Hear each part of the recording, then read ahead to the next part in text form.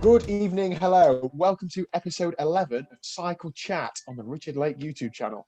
Now, this series goes live every Friday night. So if you haven't seen these already, please do have a flick back. There are some very interesting characters, one of which was me a few weeks ago, but not very many people cared. So in an effort to get my face out here again, Richard has invited me along to interview him. So it's been a few weeks. Richard's gained a load of subscribers over the last few weeks and months. So he thought it was time that he shared a bit more of the story about him and his journey in cycling.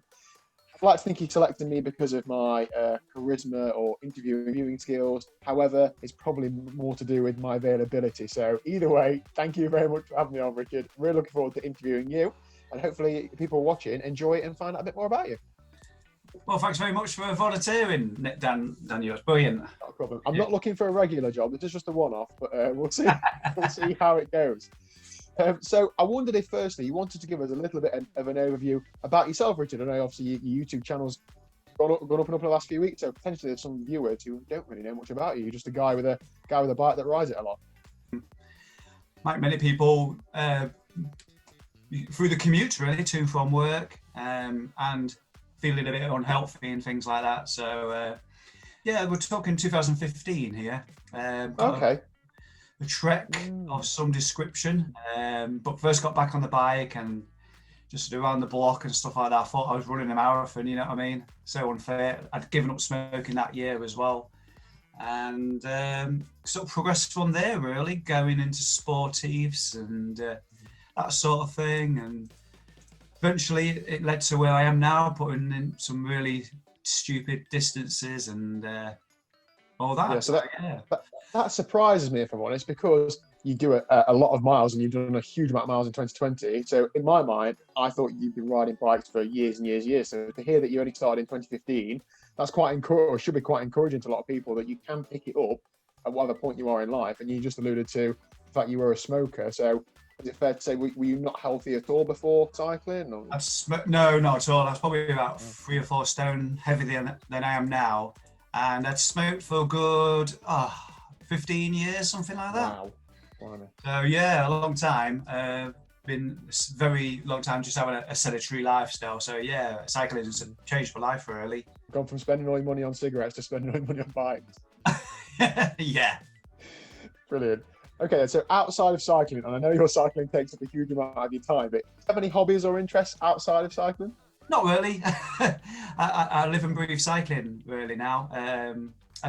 This time of year, on an evening, the long nights and things like that, I do a little bit of gaming and stuff like that, but that's only a couple months of the year, just on an evening time when you don't want to get out riding because you finish work and it's dark, sort of thing. But yeah, that's another one that sort of springs into my mind. Cycling takes up the rest of my life, I guess. Yeah, well, I think with your type of cycling, I've only done infrequent, very long rides, but I know whenever I'm trying to do that sort of thing, you spend so long thinking about kit, setting your bike up, planning routes. So I should imagine that forms a large part of your free time outside of riding a bike. Right now is lots of training as well for things later on this year. So whilst we're on training then, now I have seen that you've been riding in the summer climbs of Watopia. Yeah. Is this new for you? Tell me more. Is Zwift going to be a part of your training plan? What's going on? It's really kind of a winter training plan when the weather's not very good. I tend to jump on Zwift. But I'm probably going to take it a little bit more seriously this winter and try and get some sort of structured training together. Because it's surprising how much of a workout you can get in of an hour's training on Zwift versus being out in the cold outdoors. It's different experience altogether. I do like Zwift, but I'd rather ride outdoors any day of the week. You're preaching to the converted about Zwift training. I would really recommend it to anybody, particularly yourself, who you're going to be going and doing events that are really going to test your fitness. You can just build it up in the winter. Yes, riding your bike outside might be more fun and the point of why you're training, but it just makes it either easier or you go further faster. And like I say, it's so time efficient. So stick at it and let's get some sessions. Don't have to mess about getting changed. That's the bit I hate. Getting dressed. So leading on from that then, this year now, we're on 2021, aren't we? What are the plans? I know this is all touch wood, but I've heard your outline plans. Do you want to perhaps remind us what events you've got planned this year, what challenges, those sorts of things? Yeah, so I've got two definites down, and the first of those is I say definites. One of those is definitely under consideration, and that's the Ratner, RATN, which stands for the race across the Netherlands. That's on the 1st of May, so that's not that far away if you think about it, considering how the world is at the moment. So, got my fingers crossed tightly for that one. For those of you who don't know what that is, it's 1,800 kilometers around the Netherlands, basically. It's all in the name, and it just, you ride it, and it takes you about a week, 5 to 7 days, and then later on in the summer, as yourself and many of the viewers probably already know, I'm going to be competing in the transcontinental race. So that's the massive one this summer, July, and that is a big distance. Fingers crossed they go ahead. What's the terrain like? What's the terrain like in the Netherlands?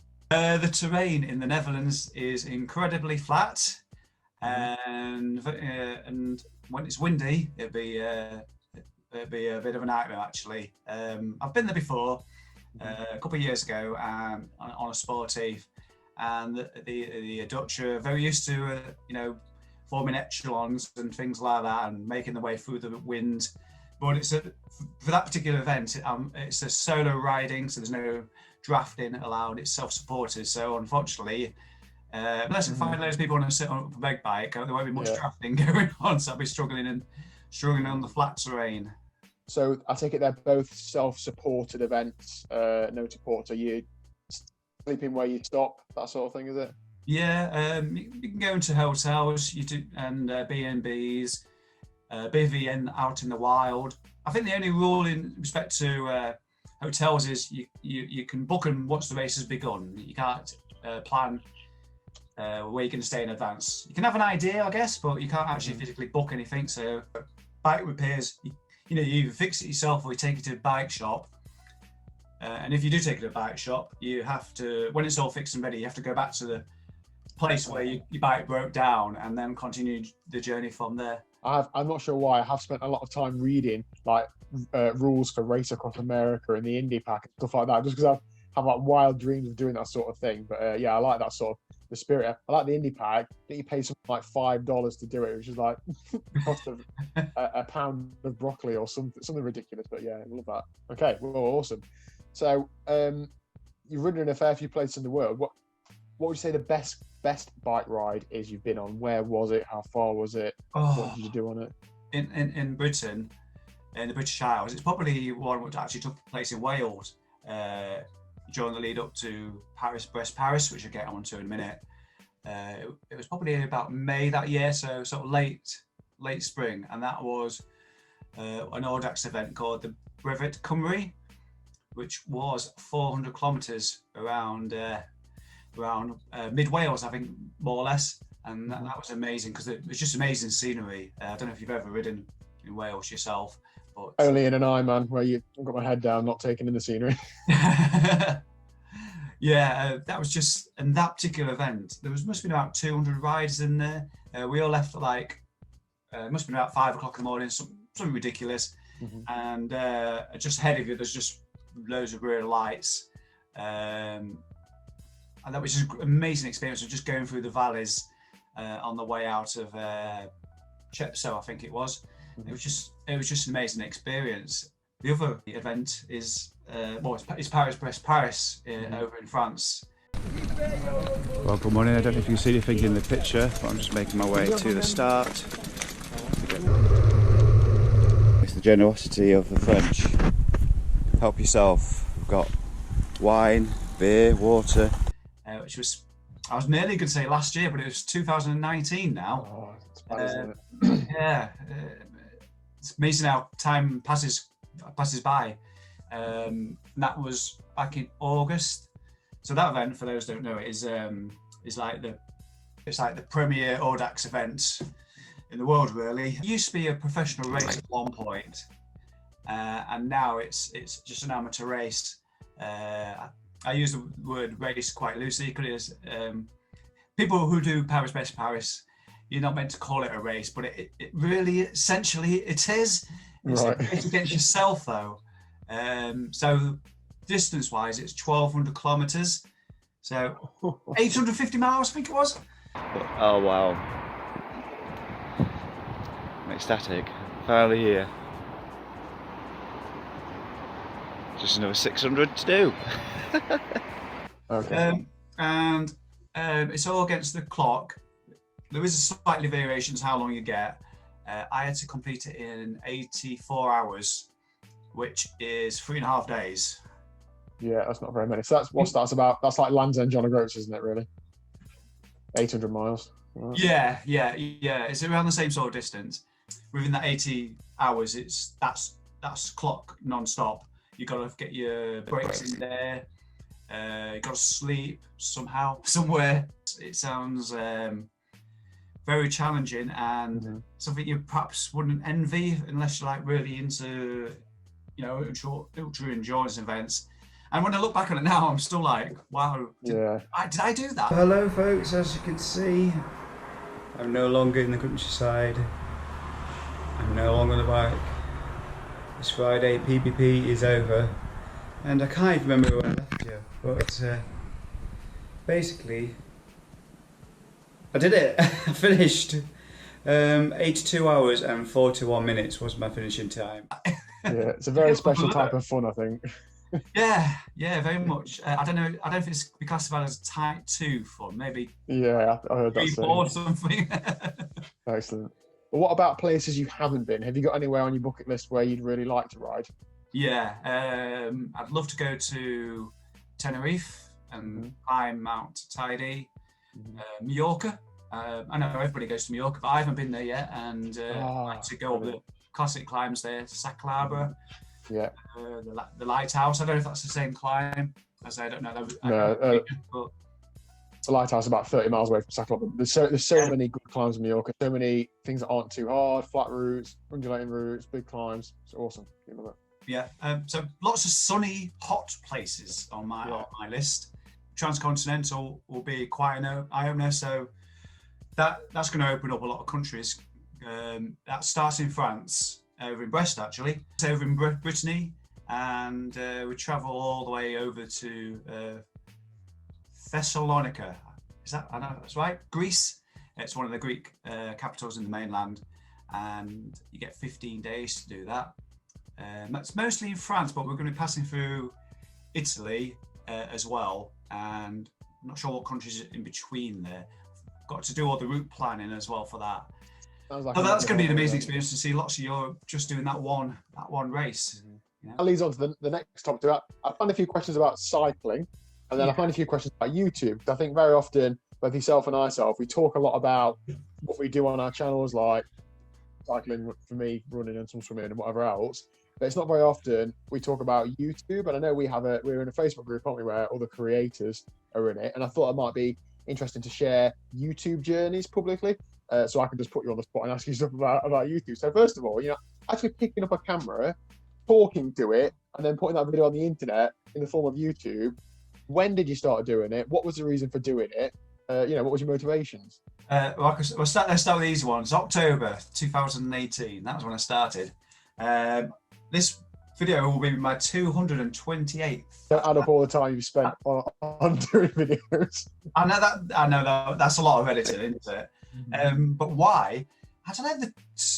Just watching other people really on YouTube doing the same sort of thing. I thought that looks like a fun thing to do. Why not do that? I'm quite outgoing. I'm better behind the camera rather than in front of the camera if I'm I'm truthful. But it just looked like a fun thing to do. So I thought, why not share my journeys with other people, and if I can inspire other people, because I am doing the long distances and things like that, and it's a great feeling when you can inspire people and to get on the bikes, not just do the long distance stuff, but just getting people on bikes in general. Because I feel quite passionate about trying to get people onto bikes in general, day-to-day life, commuting, things like that. Because we're talking to the preacher, they already forget the expression, but the converted, I guess. Yeah. But, you know, we all know the health benefits. I'm sure you've had a positive impact. That's great. I think particularly in your in your niche where you're doing ultra endurance stuff, there's a lot of absolutely amazing people who've got loads of experience and knowledge, but they don't have these social media platforms because it's not their thing, or perhaps they're just not bothered by it. Whereas you sharing that information gives somebody who wants to do that sort of thing somewhere to look to get some sort of resource. Because if I was to look to get into that sort of thing, well, I don't know anybody who does that. That's all than you, who does that sort of thing. So I'd get straight on the internet on YouTube, and I'd be searching bike setup, ultra endurance, that sort of thing. So then you sharing that knowledge will directly help me out in that sort of thing. So I think me, like many others, might like watching people do ridiculously hard events, knowing that I don't have to do it. I'll just watch how this guy does it. I look forward to watching your rating this year. Thank you.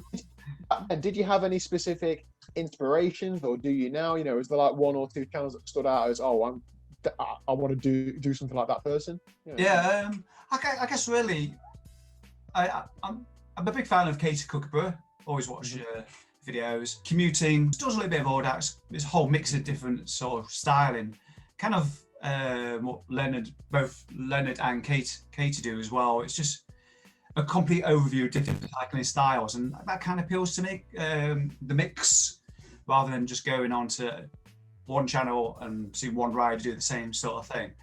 And what they do on their videos, they're really quite professional. It looks like they've been doing it for years, and you see them do these rides, and they inspire you to get on a bike and visit somewhere as well. Maybe watching Katie in the Peak District, and she'd be trying to get up Winners Pass or Mam Tor or something like that, or any sort of place you've not been to before, and it inspires you to get on a bike. So, do you have any inspirations that aren't like cyclists on YouTube? Do you have any like channels that you follow that are perhaps a bit weird, or something you just enjoy watching?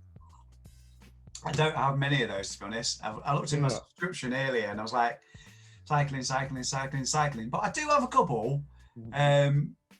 First of those is a bloke called Simon, Bloke in the Woods, and he does tent reviews and bivvying adventures on bikes. So there's a kind of slight cycling thing in there, but his focus is mostly on bushcrafting, reviews on different sort of products that you use to survive out in the wilds, and just wild camping and stuff like that. And obviously, I do a lot of bikepacking, like lads and John O'Groats, that sort of thing. So I've got loads of great ideas and tips from that guy. So there's kind of a crossover there.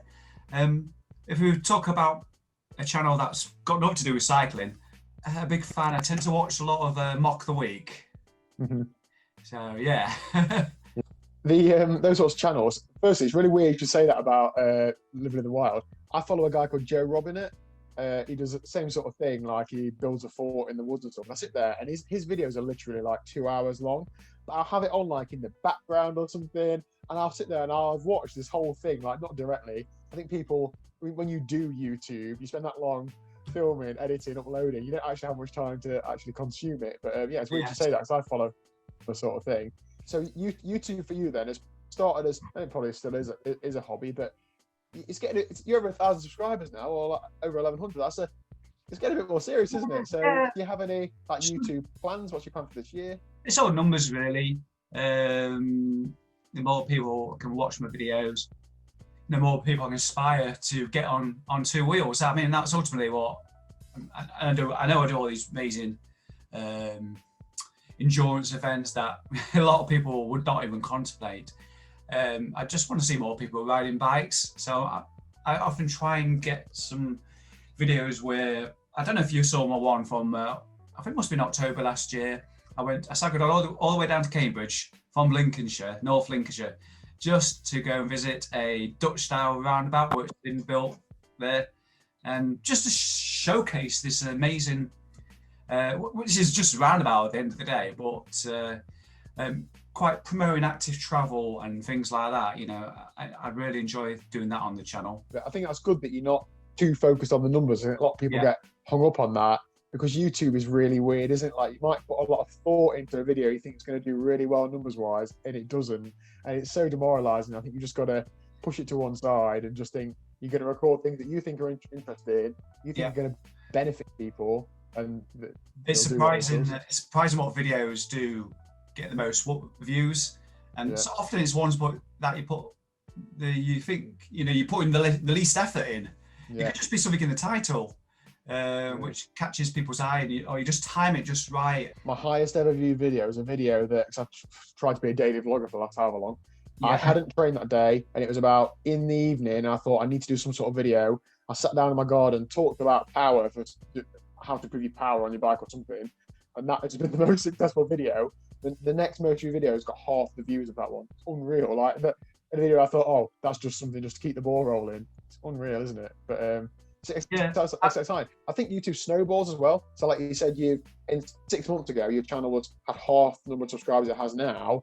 I think that only picks up if you keep putting out your good content you're doing. I think that just snowballs and snowballs. Thank you very much for that. So you've given us a good overview of your cycling history, going from smoker to ultra endurance cyclist. I think you should definitely do a specific video on that, because that is a genuinely a great story.